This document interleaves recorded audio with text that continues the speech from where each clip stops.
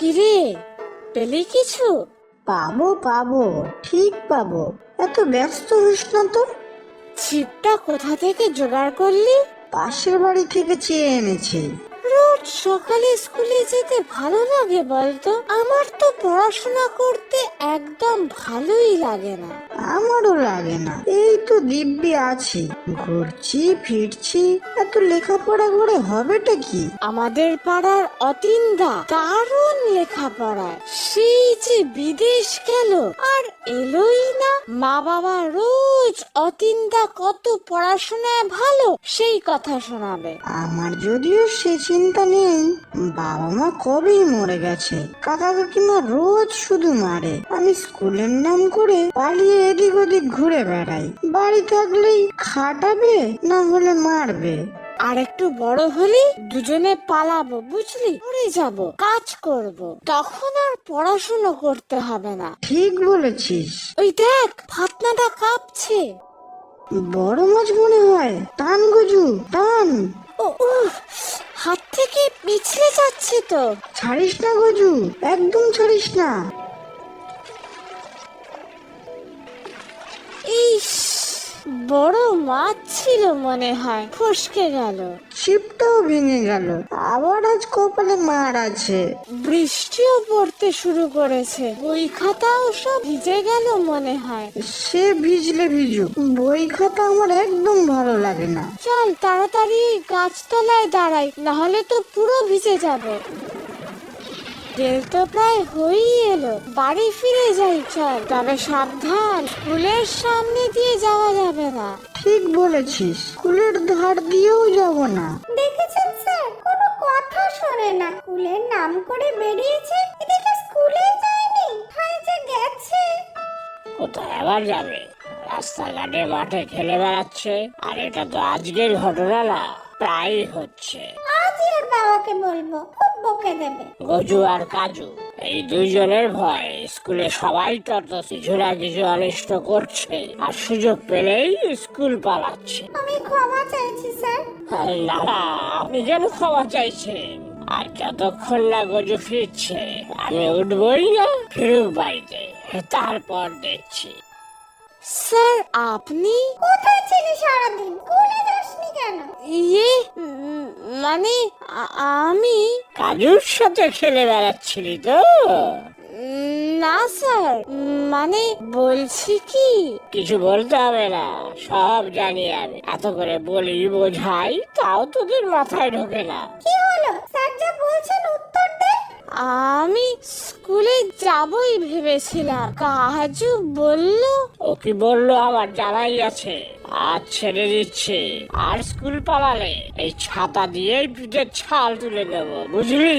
হ্যাঁ স্যার, খুব মারবেন। আপনি না এলে তো আমি জানতেই পারতাম না। আচ্ছা, আজ উঠি, একবার কাজুর কাকু কাকিমাকেও জানাতে হবে। কাজুর বাড়িতে যাবেন না স্যার, খুব মারবে তাহলে ওকে। খুব দরদ উঠলে উঠছে। তোরা যা করেছিস, তোদের মার খাওয়াই উচিত। টিফিনের পরে স্যারের ক্লাসের আগে ঠিক পালিয়ে এলাম, স্যার বুঝতেই পারেনি। কিন্তু কাল স্কুলে গেলেই আবার বেত পেটা করবে। গতকাল তো আমার কাকু কাকিমাকে বলে দিয়েছিল, আবার মার খেলাম। ছিপ ভাঙার জন্যও মারলো। স্যার খুব পাষণ্ড, কয়েকদিন আর যাব না স্কুলে, ততদিনে স্যার ভুলে যাবে। স্যারকে নিয়ে তো খুব ঝামেলা। স্কুলে না গেলে কিন্তু আবার বাড়িতে হানা দেবে। স্যার মোটেও ভালো না। স্কুলে তো সবাই এই জন্যই ভয় পায়।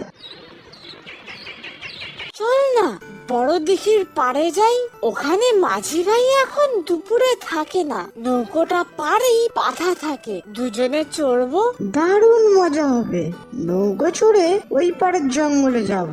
চল তাহলে, তবে সন্ধ্যের আগে বাড়ি ঢুকতে হবে, বাবা না হলে আবার খুব বকবে। এই কাজু, তুই সাঁতার জানিস তো? না, জানি না। তুই যদি জলে পড়ে যাস? দূর দূর, কিচ্ছু হবে না। তুই নৌকা চালাতে পারবি তো? সে পারবো। চল তাহলে। বড় হয়ে আমি ভাবছি মাঝি হব, নৌকো চালাবো। আর আমি কি করব? তোর কাকা কি আর তোকে আর এইসব কাজ করতে দেবে? বাবার দোকানটা তো এখন কাকা চালায়, আমাকেও মনে হয় এসব কাজে ঢুকিয়ে দেবে। এমনি বাড়ি থাকলে কাজ করাই কালি। দেখ কেমন মেঘ করেছে, ঝড় উঠবে মনে হচ্ছে। এই নৌকা উল্টে যাবে নাকি রে? না না, আমি ঠিক চালিয়ে নেব, কাছেই তো পাড় এসে গেছে। ওইদিকে জঙ্গলে দেখ, অনেক ফলের গাছ আছে। আয় আমার হাতটা ধর। ওরে বাবা, নৌকাটা তো খুব কাঁপছে রে। হাতটা ধর, পাটা ওই বড় পাথরের উপর রাখ। আয়, চলে আয়। কাজু কাজু গজু গজু, আমাকে বাঁচা, আমি সাঁতার জানি না। কাজু, আমি আসছি কাজু। কি সর্বনাশ, আজকেও গজু স্কুল পালিয়েছে। এত করে বোঝাই তাও কাজ হয় না, আমার ক্লাস শুরু হওয়ার আগেই পালিয়ে, আমি যাতে দেখতে না। কি হবে স্যার এবার? পড়াশোনা না শিখলে তো মূর্খ হয়ে থাকবে। কোথায় কোথায় খুঁজবো? আমি দেখছি বুঝিয়ে সুঝিয়ে কি করা যায়। বাড়িতে এলে আমার বাড়িতে পাঠাবে, মারধর করবেন না কিন্তু। ওর বাবা তো খুব রেগে আছে। স্যার স্যার, কিরে, কি হয়েছে? কোথায় ছিলি তোরা?